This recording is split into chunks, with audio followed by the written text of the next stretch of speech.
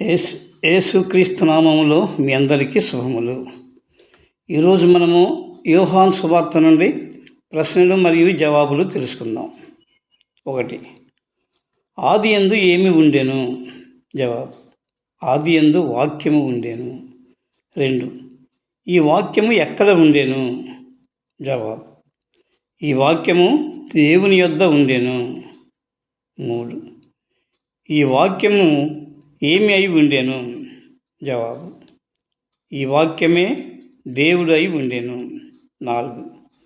భూమి మీద సమస్తము ఎవని మూలముగా కలిగెను? జవాబు: భూమి మీద సమస్తము వాక్యము అయి ఉన్న దేవుని మూలముగా కలిగెను. 5.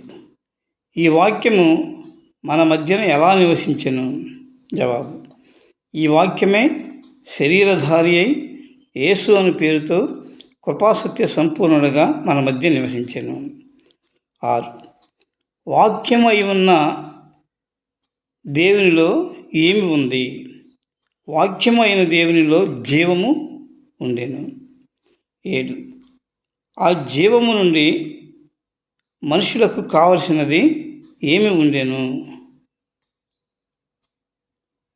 జవాబు: ఆ జీవవాక్యములో మనుషులకు అవసరమైన వెలుగు ఉండెను.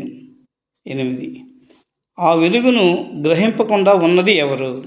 జవాబు: ఆ వెలుగు చీకటిలో ప్రకాశించుతున్నది కానీ చీకటి ఆ వెలుగుని గ్రహింపకుండుండెను. ఆదిలో వాక్యం ఉన్నది, వాక్యము దేవుని యొద్ద ఉంది, ఆ వాక్యమే దేవుడు అయి ఉన్నాడు. మనము బైబిల్లోని వాక్యములు చదువుతున్నాము అంటే దేవుడు మనతో మాట్లాడుతున్నట్లే. దేవునిలో వెలుగు ఉంది, జీవము కూడా ఉంది. వెలుగు చీకటిలో ప్రకాశించున్నది కానీ ఆ వెలుగును చీకటి గ్రహింపకుండా ఉంది.